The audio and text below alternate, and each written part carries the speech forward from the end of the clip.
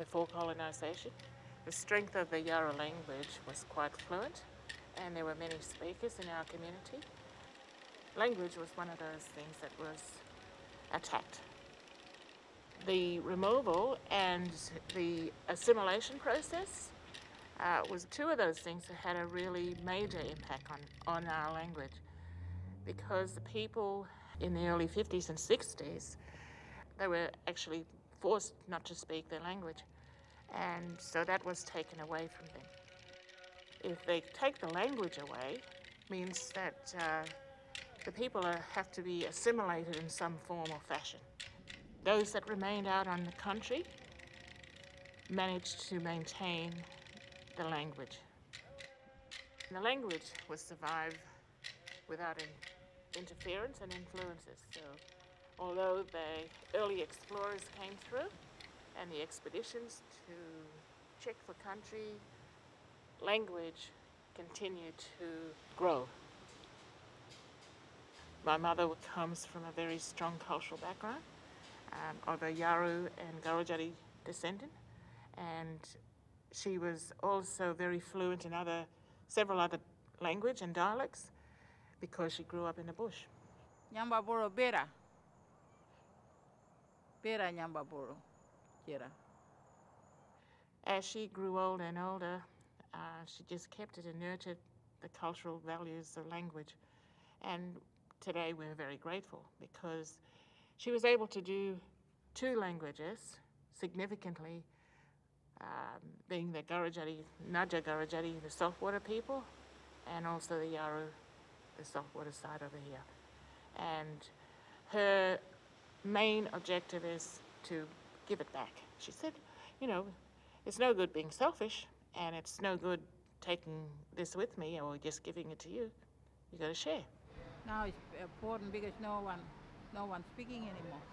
My daughter was asking me before. He said, we gotta try to go on and keep this language, grandfather language alive.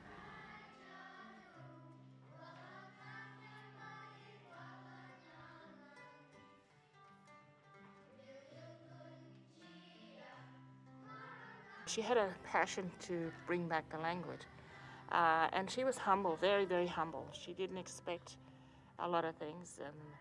She didn't expect certificates or anything. She just said, I just want to teach. I just want to give it back to the children. She knew the key part to open these locked doors is through the children. So we have to work with the children. So I said, yeah, okay, let's try it out. That wasn't the only place that we started the language. We started the language with Galari Media.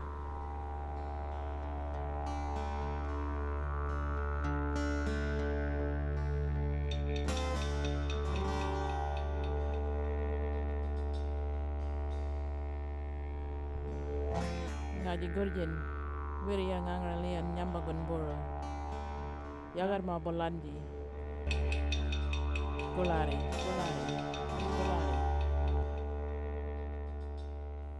Galari Media opened many doors to getting it out into the community. It's actually given the strength to bring it to the community for those that haven't been to the classroom and they might drop their children off. Oh, I'm listening to Radio Galari. Why? Because it's got Word of the Day, or there's a language program happening every Thursday. Really? Yeah, you should listen to it. And you might want to turn on the TV too, because GTV 35, it's got that old girl talking there. Really? Yeah, she's teaching us about cultural identity. Mangalagon Nyamba boro. Crab Creek, white people call them Crab Creek.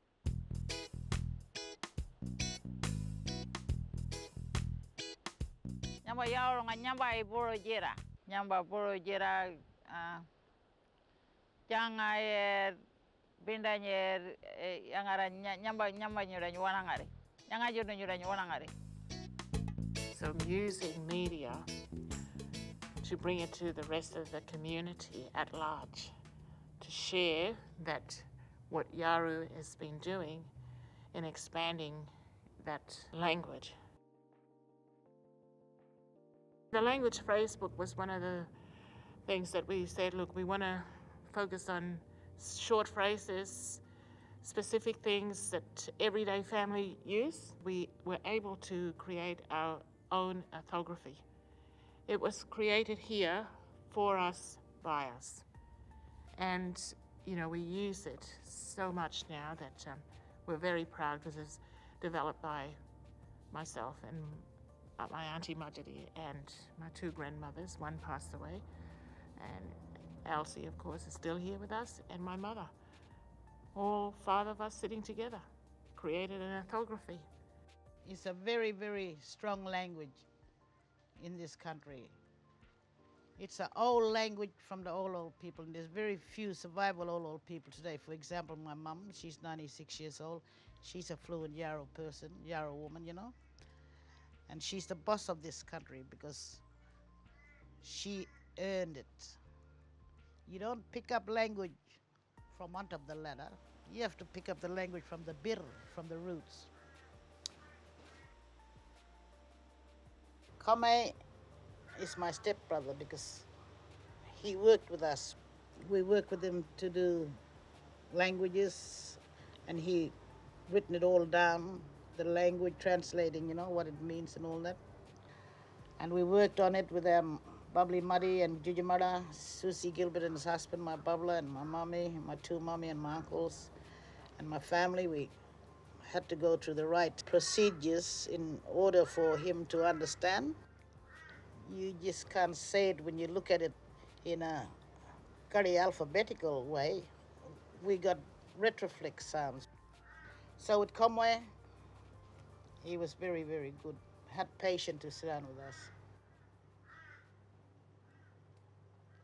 The determination of native title that is now able to be made brings to an end an epic struggle by the Yawuru people to achieve recognition under Australian law of their traditional connection to and ownership of their country. It wasn't a fluent running language in the town until the native title, or after the native title process really kicked in and people started to understand that native title wasn't just about land, but it was about the revival of the Aboriginal people, the Yawuru people.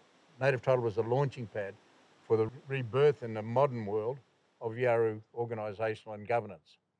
And language was core to that, and it still is core to that.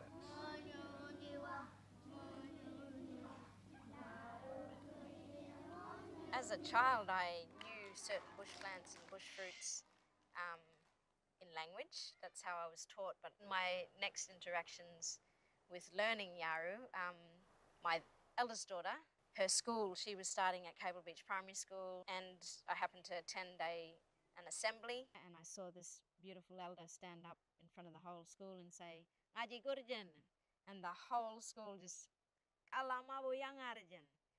And the pride that I felt, even the tears that were in my eyes, thinking, wow, my daughter's going to learn language. That really, really excited me, and I immediately wanted to know more. So working in those early days with Merrily Lands, actually, an amazing Indigenous teacher and educator, took over as the Yawuru language teacher. She's a Gunyandi woman, but was really passionate about helping the language of this country thrive.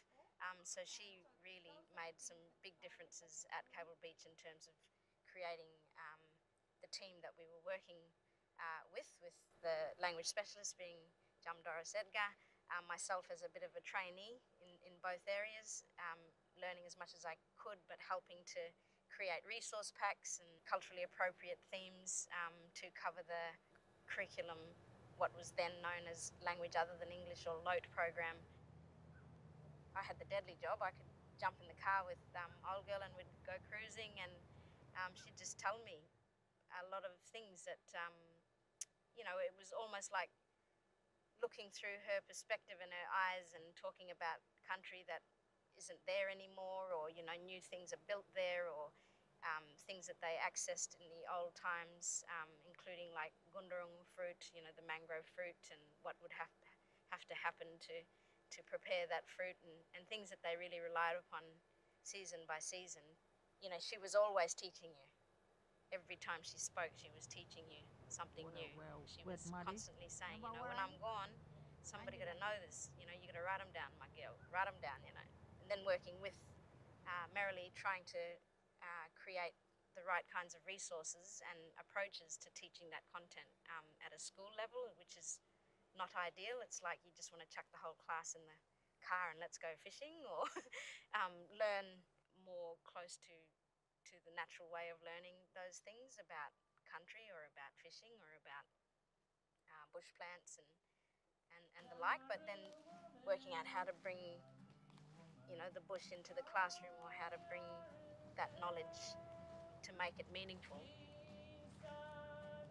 Being part of, you know, a team of people that can give young people that access, and not just Yawuru students, all students that live here in Yawuru country, an insight to the place that they're living. And through language, it gives them that pride too, like a sense of some kind of identity that connects them to this place. Now, almost every school in Broome is teaching Yawuru language. We're almost there, but we're always lacking the pool of teachers. So as fast as we're growing, the workforce are also shrinking. We're constantly trying to grow that. So we have recruited new language training teachers that have gone through the Wallalanga Yarunganga program at the Language Centre, which was provided by them. I have the pleasure to present Ngunu Monica Edgar.